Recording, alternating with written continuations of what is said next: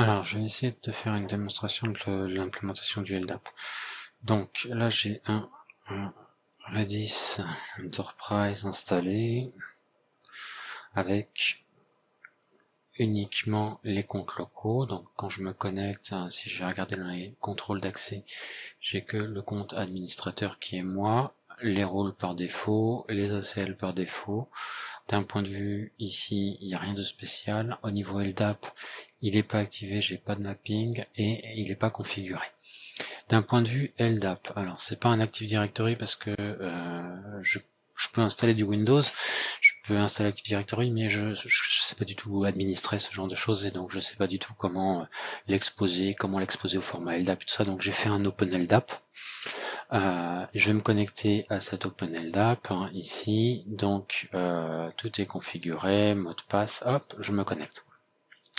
J'ai fait une arborescence avec des utilisateurs dans cet LDAP, avec des informations par défaut et un mot de passe.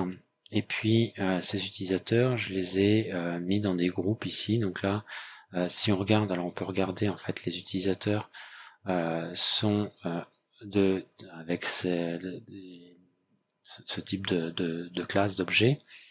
Hop, si on regarde, hop, voilà. Ce sont juste des utilisateurs, je peux t'envoyer après ça le LDIF. C'est pareil, j'ai fait des groupes, et ces groupes, alors on va juste afficher ici. Ces groupes en fait sont ont des membres, voilà, tout simplement listés, c'est du group of names. Et ici, c'est du POSIX account, init.org et shadow account pour avoir le mot de passe. Donc voilà, quelque chose d'assez classique finalement. Donc ça, ce sont mes comptes. Hop, on va faire ça. Donc la première chose, c'est que je configure la configuration à mon LDAP. Alors je suis pas en SSL. J'ai fait simple. 236. Hop, voilà. Ensuite, le distinguished name pour m'y connecter. Donc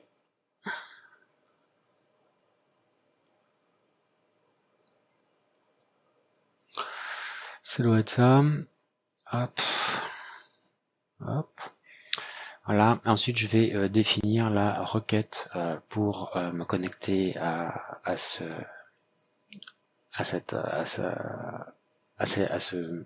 pour l'authentification, on va dire. Je vais y arriver. Donc, je vais partir de la base.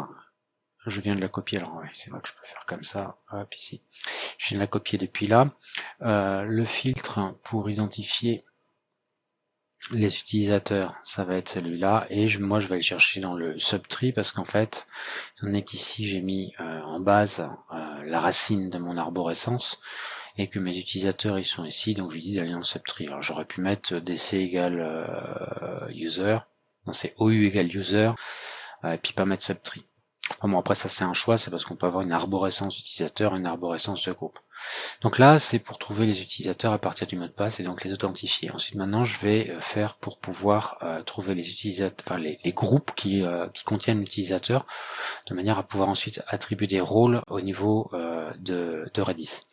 Donc là, la base, bon, je vais toujours prendre la même. Hein. Je vais partir de la racine. Du coup, je vais faire un subtree ensuite, ici, un wall subtree. Et mon filtrage pour retrouver les groupes, c'est un member, voilà. Hop. Je sauvegarde mon LDAP, il est sauvegardé, il est activé. Sauf que pour l'instant, même si je peux m'authentifier et savoir à quel groupe LDAP j'appartiens, ça va pas me mapper sur des groupes dans Redis, sur des rôles dans Redis. Ce que je veux, c'est que mes admins LDAP, eh bien, ils se retrouvent admin dans Redis. Donc, là, pour le coup, je vais ajouter un mapping, je vais dire, voilà, là, ce sont les administrateurs.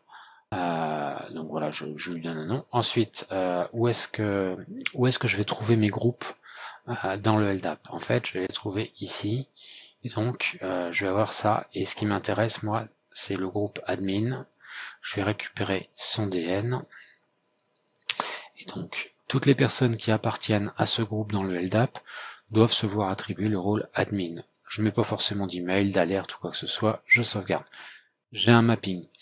Et donc là, à partir de là, finalement, les membres de ce groupe-là doivent pouvoir se connecter et disposer du compte administrateur.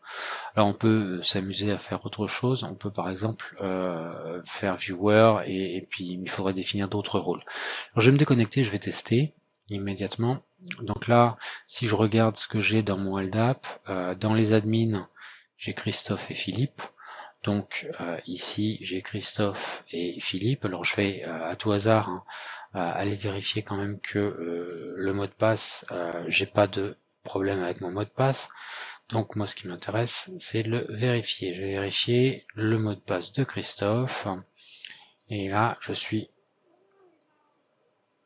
théoriquement avec Christophe. On vérifie, le mot de passe est bon. Donc là c'est bon. Je connais mon mot de passe, c'est Christophe. Donc ce que je vais faire, c'est que je vais... non, hop. Christophe. Et je valide. Et je me connecte. Et je suis connecté en tant que Christophe. Si on regarde, j'ai les accès pour me connecter. Donc je suis pas déclaré à l'intérieur.